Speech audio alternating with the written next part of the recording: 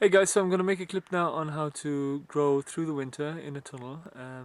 A lot of vegetables actually need to be sown now because you want to make sure that they kind of reach a certain height, say about, that tall, so that they actually get through the winter. Now, depending where you are, if you have a lot of snow and frost and it's very, very cold, you want to make sure that you might add a bit of fleece on top of them as well. Hey guys, so I'm here now in the tunnel. I'm just going to show you how to basically get it all started. Just a quick note on where it's at the moment.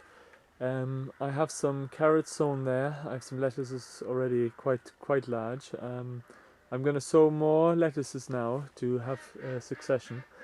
Also, what I'm going to do is I'm going to basically get rid of a lot of these cabbages. A lot of those have been harvested already, and they've actually made second heads. You can see the heads there in the back, but some of them I'm just going to get rid of and start a new bed of one thing I want to do is grow onions. Remember last year I had onions here. They're all here now, ready to be made into pickled onions. I'm going to sow that variety again. I've kept the biggest ones for seed. They're all for eating. Now a quick note on a pumpkin that I've made.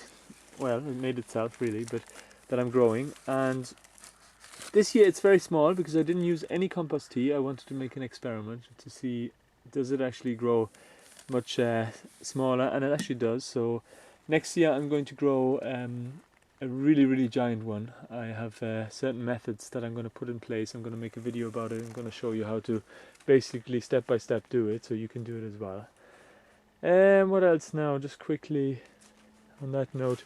Yeah, so I'm just going to clean up the tunnel now. It's been a little bit neglected really, because I haven't had time, especially, I mean, you can see the corner there full of weeds. So we just get it all cleaned up and planted up. So a good thing to sow is carrot. You can see them actually coming up there. And I've marked the rows here. Now you want to make sure that you basically thin them out a bit. You can do that with a pair of scissors and just, cut them. I just leave one or two, every so maybe, I don't know, maybe every 6 or 7 centimeters. Hey guys, so I'm weeding away and I found a big stash of slug eggs. You can see them there, look.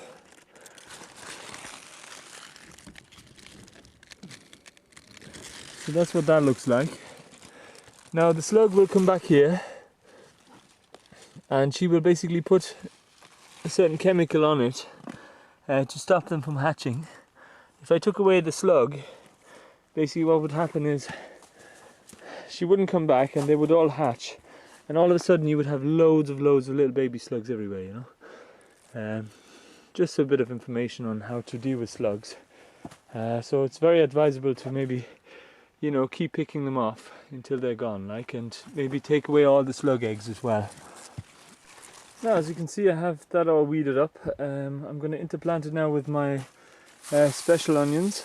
They're the biggest ones, the ones that did the best, and as you see you don't need many, and they just basically, one bulb will make about 10 of them. Hey guys, just a quick note there. I've grown a kale plant. It was actually over there. It was a huge plant actually, and what I'm doing now is I'm saving the seeds. They're fairly dry now.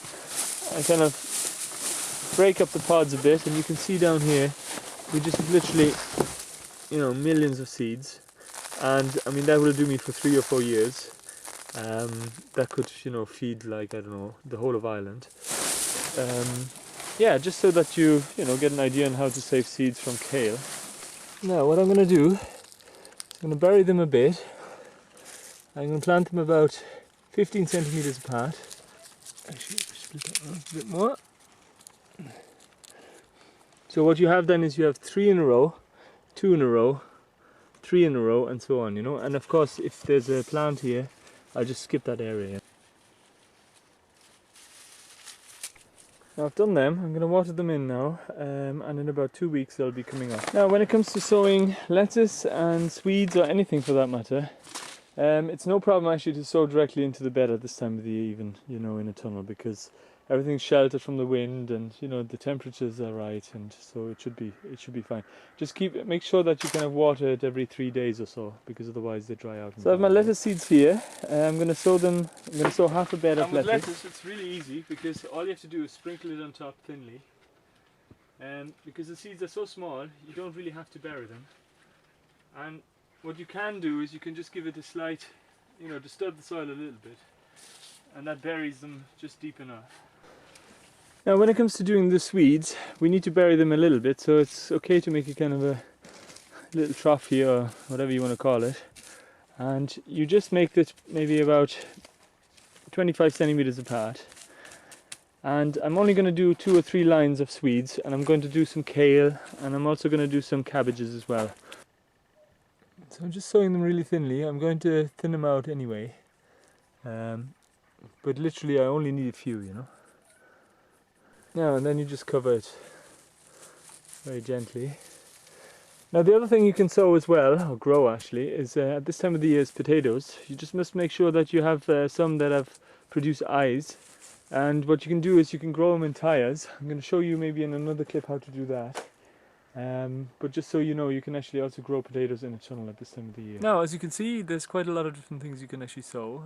There's many more as well. Just go to your local garden centre and check out the varieties and what you can sow this time of the year. So chard, or French marigolds, calendula, different flowers as well. Now things like runner beans or pumpkins you wouldn't really sow this time of the year. A bit of frost and they'd be dead. So I hope you enjoyed the clip, and I'll see you next week.